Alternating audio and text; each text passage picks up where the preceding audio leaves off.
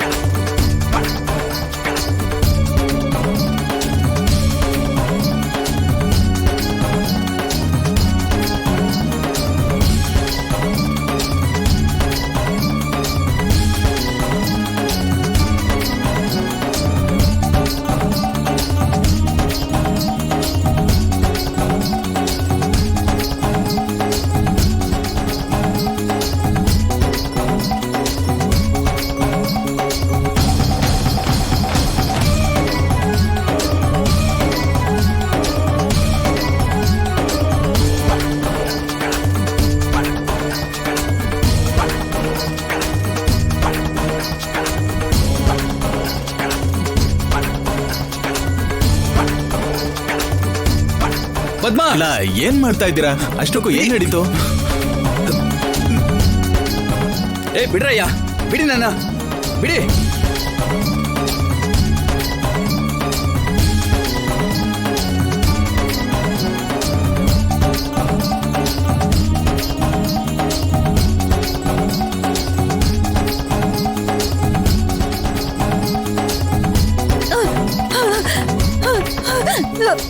ಏನಮ್ಮ? ನನ್ನ ಸಾಯಿಸ್ಬಿಡ್ತಾರೆ. ಯಾರು? ನನ್ನ ಸಾಯಿಸ್ಬಿಡ್ತಾರೆ. ಯಾರಮ್ಮ? ಏ ಪದ್ಮ, ಏ ನಿಂತ್ಕೊಳ್ಳಪ್ಪ. ನಿಂತ್ಕೊಳ್ಳಪ್ಪ. ಪದ್ಮ, ನಿಂತ್ಕೊಳ್ಳಯ್ಯ. ಏ ಬಿಡಮ್ಮ ನೀನು. ಹೇಳ್ತಿರೋದು ನಿಂತ್ಕೊಳ್ಳಯ್ಯ. ಅಯ್ಯೋ ಪದ್ಮ, ನಿಂತ್ಕೊಳ್ಳಯ್ಯ. ಪದ್ಮ ನಿಂತ್ಕೋ. ಅಯ್ಯೋ ನಿಂಗೇನ್ ಕಿವಿ ಕೇಳಿಸ್ತಾ ಇಲ್ವಾ? ಎಷ್ಟೊತ್ತಿಂದ ಹೇಳ್ತಾನೆ ಇದೀವಿ, ಹಂಗೆ ಹೋಗ್ತಿದ್ಯಲ್ಲ. ನಿಂತ್ಕೊಳ್ಳಯ್ಯ. ಅಯ್ಯೋ ಇದ್ಯಾಕೆ ಹಿಂಗಾಡ್ತಿದ್ಯಾ? ಕಿಶೋರ್ ಭಾವ್ನವರು ಹಠ ಹಿಡಿತಾರೆ ಅಂತ ಅನ್ಕೊಂಡಿದ್ದೆ, ಆದ್ರೆ ಅವ್ರು ಮಾಮೂಲಿ ತರ ಆಗ್ಬಿಟ್ರಕ್ಕ. ಪದ್ಮ ಅತ್ಕೆಗೆ ಕ್ಷಮಾಪಣೆ ಹೇಳಿದ್ರೆ ಒಂದ್ ಯುದ್ಧ ಕಂಡ ಮುಗ್ದಾಗೆ ಅಕ್ಕ. ಈ ವಿಷಯದಲ್ಲಿ ಯಾರ್ದು ತಪ್ಪು ಯಾರ್ದು ಒಪ್ಪು ಅಂತ ಯೋಚನೆ ಮಾಡ್ದೆ. ಆದ್ಯ ಸೀನು ಇಬ್ರು ಭವಿಷ್ಯನ ದೃಷ್ಟಿಲಿಟ್ಕೊಂಡು ಈ ಸಮಸ್ಯೆನ ದೊಡ್ಡದು ಮಾಡದೆ ಹೋದ್ರೆ ಅಷ್ಟೇ ಸಾಕು ಪಾರ್ವತಿ. ಹೌದು, ಅಷ್ಟೇ ಅಕ್ಕ. ಅಮ್ಮ ಪಾರ್ವತಿ, ಒಳಗೋಗಿ ಸ್ವಲ್ಪ ಎಣ್ಣೆ ತಗೊಂಡ್ ಬಾ.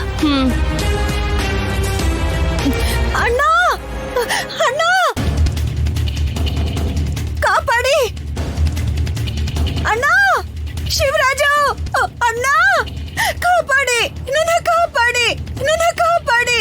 ಶಿವರಾಜ, ಎಲ್ರೂ ಬನ್ನಿ ಬೇಗ. ಅಣ್ಣ. ಪದ್ಮ ಏನಾಯ್ತು? ಪದ್ಮ ಏನಾಯ್ತೆ? ಯಾಕೆ ಇಷ್ಟೊಂದು ಬಟ್ಟೆ ಒದ್ದೆಗಿದೆ? ಯಾವ್ದೋ ಕೆರೆಯಲ್ಲಿ ಮುಳುಗ್ ಬಂದೆ ಹೇಗೆ? ಅವಳಿಗೇನಾಯ್ತು ಅಂತ ಕೇಳೋದ್ ಬಿಟ್ಟು ಹೀಗ್ ಮಾತಾಡ್ತೀಯಲ್ಲ.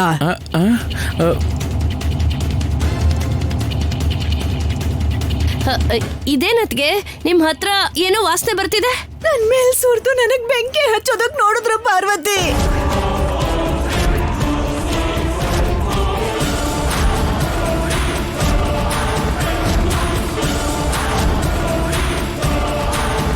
ನಿನ್ನನ್ ಸಾಯಿಸ್ಬೇಕು ಅಂತ ನೋಡಿದ್ ಯಾರು ಪದ್ಮ? ಇನ್ ಒಂದು ಕ್ಷಣ ನನ್ ದೇವಸ್ಥಾನದಲ್ಲಿ ಇದ್ದಿದ್ರೆ ನನ್ ಸೀರೆಗ್ ಬೆಂಕಿ ಹಚ್ಬಿಟ್ಟಿರೋರು ಇವಳಪ್ಪ.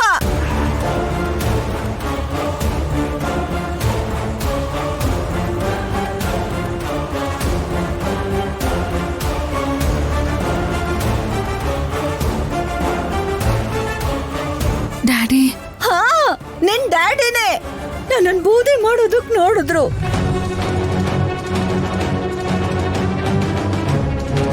ಕಿಶೋರ್ ಮಾವನ್ ಮೇಲೆ ಸುಳ್ಳಾಪಾದನೆ ಹಾಕ್ಬೇಡಮ್ಮ. ಪದ್ಮಾ, ನಿಂತ್ಕೊಳಯ್ಯ, ನಿಂತ್ಕೋ ನಿಂತ್ಕೊಳಯ್ಯ, ಪದ್ಮ. ನೀನೇ ಹೇಳ್ತಿರೋದು, ನಿಂತ್ಕೋ. ಹೇಳದ್ ಕೇಳಿಸ್ತಾ ಇಲ್ವಾ? ನಿಂತ್ಕೋ. ಪದ್ಮಾ, ಹಿಡ್ಕೊಳ್ಳಿ, ಇವನ್ನ ಹಿಡ್ಕೊಳ್ಳಿ, ಬಿಡ್ಬೇಡಿ, ಹಿಡ್ಕೊಳ್ಳಿ. ಅಲ್ಲೋಡು ಬಂದ್ಬಿಟ್ರು. ಪದ್ಮ, ನನ್ನ ನನ್ನ ಮಾತು ಕೇಳು, ಸಾಯ್ಸ್ಬಿಡ್ತಾರಣ್ಣ. ಪದ್ಮ. ನಿಂತ್ಕೊಳ್ಳಿ. ಅಲ್ಲ ಏನ್ ನಡೀತಾ ಇದೆ ಇಲ್ಲಿ? ನೀವ್ಯಾಕೆ ಇಲ್ಲಿಗೆ ಬಂದ್ರಿ? ಏನಣ್ಣ ನಮ್ಮಕ್ಕ ಏನ್ ಮಾಡಿದ್ಲು? ಅವಳಿಂದ ಯಾಕೆ ಬಿದ್ದಿದ್ದೀರಾ? ಏನು ಮಾಡ್ಕೋಬಾರ್ದು ಅಂತಾನೆ ನಾನು ದೇವಸ್ಥಾನದಿಂದ ಅವ್ರನ್ನ ತಡೆಯೋದಕ್ಕೆ ಪ್ರಯತ್ನಿಸ್ತಾ ಇದ್ದೀನಿ ಶಿವರಾಮ್.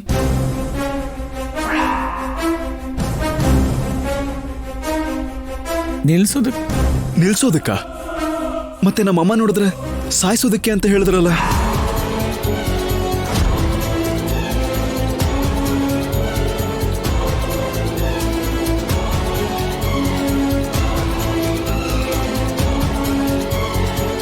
ಏನು?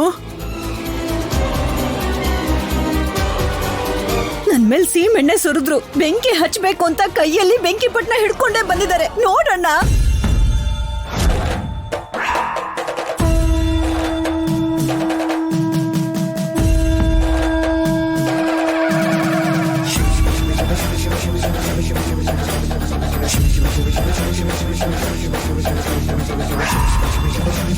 ಏನ್ ಮಾತಾಡ್ತಾ ಇದ್ಯಾ? ಯಾಕಿತರ ಸುಳ್ಳು ಹೇಳ್ತಾ ಇದ್ಯಾ? ಕ್ಷಮಾಪಣೆ ಕೇಳ್ತೀನಿ ಅಂತ ದೇವಸ್ಥಾನಕ್ ಹೋದ್ರಲ್ಲ?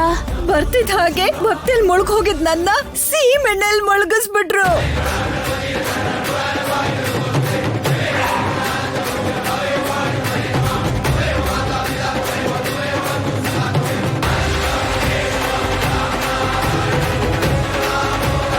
ಏಯ್, ಅದೇನ್ ಬಾಯಿನ ಇನ್ನೇನಾದ್ರೂನಾ? ಅಯ್ಯೋ, ಮುಂದೆ ಬರ್ತಾ ಇದಾರೆ.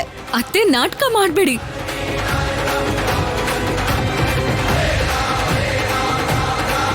ನಮ್ ಡ್ಯಾಡಿ ಪ್ರಾಣ ಕೊಡ್ತಾರೆ ಹೊರತು ಪ್ರಾಣ ತೆಗಿಯೋರಲ್ಲ. ಏನ್ ಎಲ್ರು ನೋಡ್ತಾ ಇದ್ದೀರಾ? ಇವಳ ಅಪ್ಪ ನನ್ನ ಸಾಯಿಸೋದಕ್ ಬಂದ್ರ ಇಲ್ವಾ? ನೀವೇ ನೋಡಿದ್ರಿ ತಾನೆ, ಹೇಳಿ ಬಾಯ್ ಬಿಟ್ಟು. ಅಣ್ಣ, ನಿಮ್ ತಂಗಿ ಕಿರ್ಚಾಡ್ಕೊಂಡ್ ಓಡ್ ಬರ್ತಿದ್ರೆ ಏನೋ ಆಯ್ತು ಅಂತ ನಾವು ಓಡ್ ಬಂದ್ವಿ.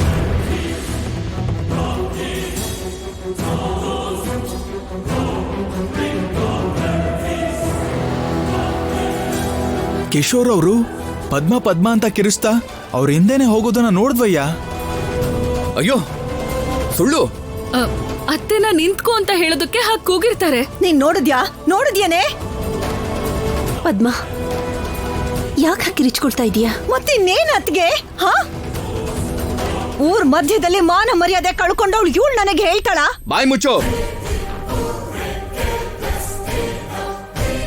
ಇನ್ನೊಂದ್ಸಲ ನನ್ ಮಗಳ ಬಗ್ಗೆ ಆತರ ಮಾತಾಡಿದ್ರೆ ನಿಜವಾಗ್ಲೂ ಬೆಂಕಿ ಹಚ್ಬಿಡ್ತೀನಿ. ನಿಲ್ಸಿ. ಏನಿ ರಾಧ ಅಂತ? ಏನಿ ಗಲಾಟೆ? ಬೇಡ ಅಣ್ಣ, ನನ್ನ ಪ್ರಾಣ ತೆಗಿಬೇಕು ಅನ್ಕೊಂಡು ಈ ವ್ಯಕ್ತಿ ಜೊತೆ ಸಂಬಂಧನೇ ಬೇಡ. ಕುಟುಂಬಕ್ಕೆ ಕಳಂಕ ತಂದು ಇವಳು ಬೇಕಾಗಿಲ್ಲ. ಸಾಕ್ ನಿಲ್ಸು. ಒಳ್ಳೆತನನ ಅರ್ಥ ಮಾಡ್ಕೊಳಕ್ಕಾಗ್ದೇ ಇರೋ ನಿನ್ನಂತ ಹೆಂಗಸ್ಗೆ ಸೊಸೆ ಆಗಿರೋಂತ ಕರ್ಮ ನನ್ ಮಗಳಿಗೆ ಬೇಕಾಗಿಲ್ಲ.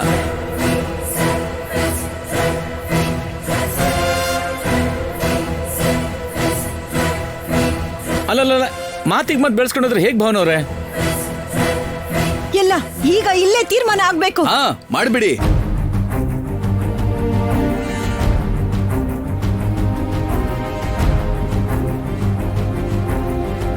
ಇಬ್ಬರಿಗೂ ಒಪ್ಪಿಗೆ ಇರೋದ್ರಿಂದ ಅಯ್ಯೋ, ಸ್ವಲ್ಪ ನಿಲ್ಸಿ.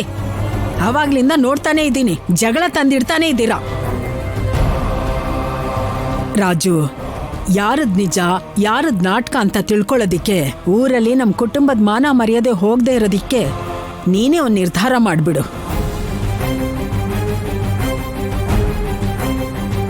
ಅಂದ್ರೆ ಆದ್ಯನ ನನ್ನ ಬೇರೆ ಮಾಡ್ತೀರಾ ಅಜ್ಜಿ? ನಿಮ್ಮನ್ನ ಒಂದ್ ಮಾಡೋಣ ಅಂದ್ರೆ ಬಿಡ್ತಾ ಇಲ್ವಲ್ಲ. ಯಾರಿಗೆ ಏನ್ ಹೇಳ್ಬೇಕೋ ಗೊತ್ತಾಗ್ತಿಲ್ಲ. ಕಿಶೋರ್ ಭಾವನವರು ನನ್ನ ಸೊಸೆನ ಹೆತ್ತಿರೋ ತಂದೆ, ನನ್ನ ಹೆಂಡತಿಯನ್ನು ನನ್ನ ಮಗನ ಹೆತ್ತಿರೋ ತಾಯಿ. ಪ್ರೀತಿಸಿದ್ದು ಅವರೇ, ಮದುವೆ ಮಾಡ್ಕೊಂಡಿದ್ದು ಅವರೇ. ಒಟ್ಟಿಗೆ ಬಾಳ್ಬೇಕು ಅಂತ ಬಯಸ್ದೆ ಇಬ್ರು ಬೇರೆ ಬೇರೆ ಆಗ್ಬೇಕು ಅಂತ ಪ್ರಯತ್ನ ಪಡಬಾರ್ದಲ್ಲ. ಆದ್ರೆ ಆದ್ಯ ಅವರಪ್ಪ ಪದ್ಮಾ ಅತ್ಕೆಗೆ ದೊಡ್ಡ ನಮಸ್ಕಾರ ಅಂತಿದಾರಲ್ಲ ಭಾವನವ್ರೆ. ದೇವಸ್ಥಾನದಲ್ಲಿ ದೇವ್ರಿಗಿಂತ ಮುಂಚೆ ಇವಳಿಗೆ ಕೈ ಮುಗಿದ್ನಮ್ಮ ನಾನು. ಹಾ, ಆಮೇಲೆ ಬೆಂಕಿ ಹಚ್ಬೇಕು ಅನ್ಕೊಂಡ್ರಲ್ಲ. ಏಯ್ ನೀನ್ ಸ್ವಲ್ಪ ಸುಮ್ಮನಿರೆ. ತಾಳ್ಮೆನೆ ಇಲ್ದೇ ಇರೋಳು ತೀರ್ಪನ್ನ ಹೇಗೆ ಕೇಳ್ತಿದ್ಯಾ ನೀನು? ಏನ್ರಿ, ಒಟ್ಟಾಗಿ ಬದುಕಬೇಕು ಅನ್ಕೊಂಡಿರೋ ಆದ್ಯನೂ ಸೀನುನು ಬೇರೆ ಮಾಡಬೇಕು ಅನ್ಕೊಂಡವರು ಯಾವತ್ತೂ ಚೆನ್ನಾಗಿರೋದಿಲ್ಲ.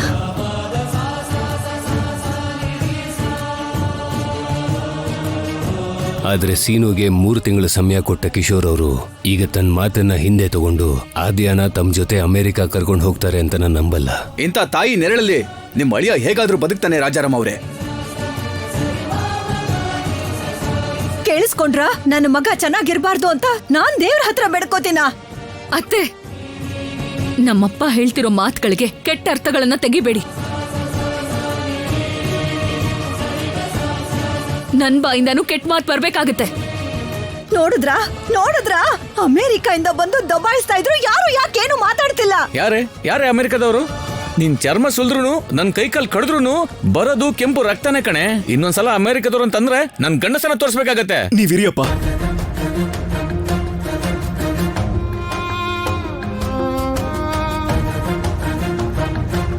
ಇಬ್ರು ಮಾವನ್ನ ನಾನು ಬೇಡ್ಕೋತಿದ್ದೀನಿ. ಯಾರ್ಯಾರಿಂದ ದೂರ ಇರ್ತಿರೋ, ಮುಖ ಗಂಟು ಹಾಕೊಂಡಿರ್ತಿರೋ, ಅದು ಅವರಿಷ್ಟ. ಆದ್ರೆ ಪ್ರಾಣಕ್ಕಿಂತ ಹೆಚ್ಚಾಗಿ ಪ್ರೀತಿಸಿರೋ ಆದ್ಯನಿಂದ ಮಾತ್ರ ನಾನು ದೂರ ಆಗಲ್ಲ.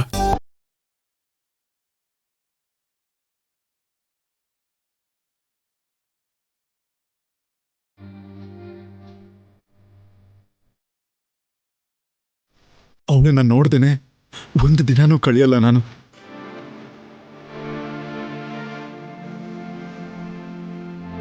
ಮೂಟೆ ಹೊತ್ತರು, ಸಿಲಿಂಡರ್ ಹಾಕಿದ್ರು, ಆಟೋ ಓಡಿಸಿದ್ರು, ಕೇವಲ ನನ್ನ ಆದ್ಯನ ಜೊತೆ ಜೀವನ ಪೂರ್ತಿ ನಡೆಯೋದಕ್ಕೆ ಮಾವ.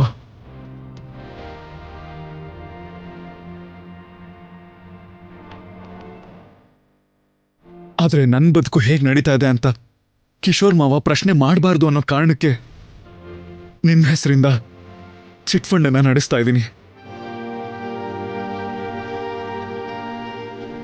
ನಾನು ಪ್ರಯೋಜನಕ್ಕೆ ಬರ್ತೀನಿ ಅನ್ನೋ ನಂಬಿಕೆ ನನ್ನ ಮೇಲಿದೆ ಹೊರತು ನನ್ನ ಜೊತೆ ಜೀವನ ಹಂಚ್ಕೋತಾ ಇರೋ ಆದ್ಯನ ಮೇಲೆ ಯಾವುದೇ ಅಪವಾದ ಬರಬಾರ್ದು ಅಂತ ನಮ್ಮಮ್ಮನ ಹತ್ರ ಬೇಡ್ಕೊಂಡ್ರು. ಅವರು ಕೇಳಲಿಲ್ಲ, ಅವ್ರು ಕೇಳೋದು ಇಲ್ಲ. ಮೊದ್ಲು ನೀನು ನನ್ನ ಮಾತು ಕೇಳು.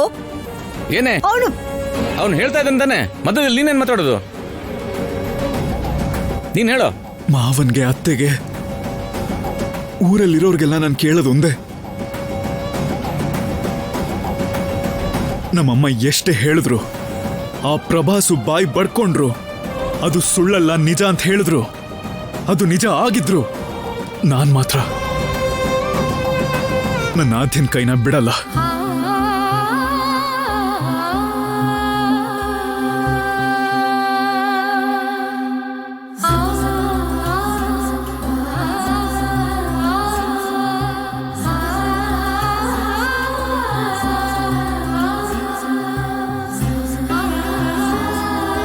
ಯಾಕೆ ಅಂದ್ರೆ ಆದ್ಯ ನನ್ನ ಪ್ರಾಣ. ನನ್ನ ಪ್ರಾಣನ ಬಿಟ್ಬಿಡು ಅಂತ ಯಾಕೆ ಮಾವ ಇವರೆಲ್ಲ ಕೇಳ್ತಿದ್ದಾರೆ?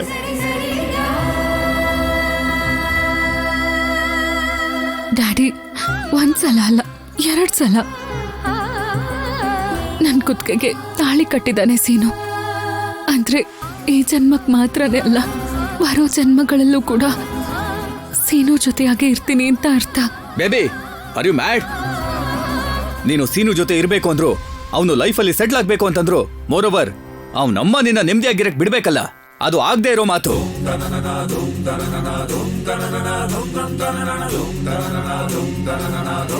ಇನ್ನು ಸಾಕು ಕಿಶೋರ್ ಅವರೇ.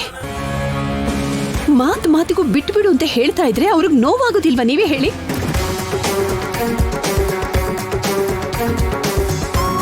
ಇವರಿಬ್ರು ಅಗ್ನಿ ಸಾಕ್ಷಿಯಾಗಿ ಸಪ್ತಪದಿ ತುಳಿದು ಕೈ ಹಿಡಿದಿರೋ ಗಂಡ ಹೆಂಡತಿ. ಹಾಗೆಲ್ಲ ಬಿಟ್ಬಿಡೋದಕ್ಕೆ ಸಾಧ್ಯ ಇಲ್ಲ. ಪ್ರಯತ್ನ ಮಾಡೋರು ಇಲ್ಲ ಅಂತೇನಿಲ್ಲ ತಂಗಿಯಮ್ಮ. ಇವಾಗ ನಿರ್ಣಯ ಭಾವನವ್ರ ಕೈಯಲ್ಲಿದೆ. ಕಿಶೋರ್ ಕೊಟ್ಟಿದ್ದ ಸಮಯದಲ್ಲಿ ಈಗ 3 ತಿಂಗಳು ಮಾತ್ರ ಇದೆ. ಇದ್ರ ಮಧ್ಯದಲ್ಲಿ ಸೀನು ಮತ್ತೆ ಆದ್ಯ ಮಧ್ಯೆ ಯಾರಾದ್ರೂ ಬರಕ್ ಪ್ರಯತ್ನ ಪಟ್ರೆ ಈ ರಾಜಾರಾಮ್ ಅಂದ್ರೆ ಯಾರು ಅಂತ ನೋಡ್ತೀರಾ?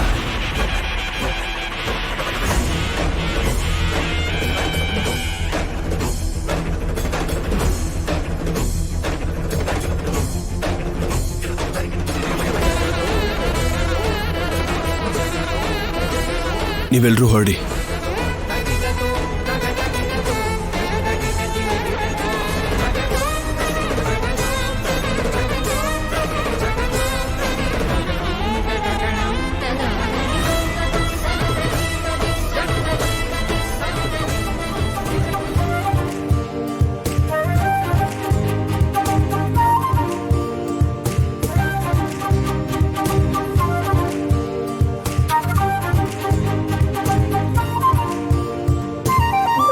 ಆಹಾ, ಏನಮ್ಮ ಮನೇಲಿ ಕೂತ್ಕೊಂಡು ಅಡ್ಗೆ ಮಾಡೋದ್ ಬಿಟ್ಟು ಏನಿ ಶೋಕಿ?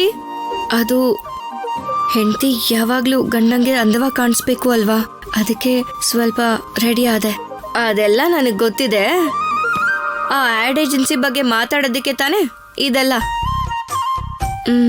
ನಿನಗ್ ಗೊತ್ತಲ್ವಾ, ಮತ್ತೆ ಯಾಕೆ ಹೇಳ್ತಿದ್ಯಾ?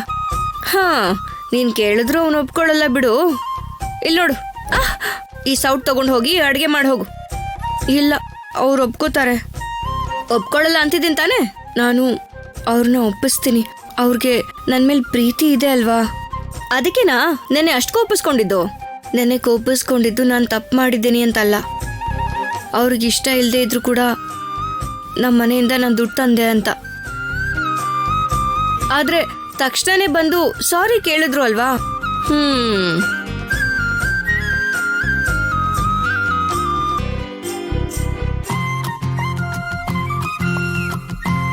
ರಾಜಿ,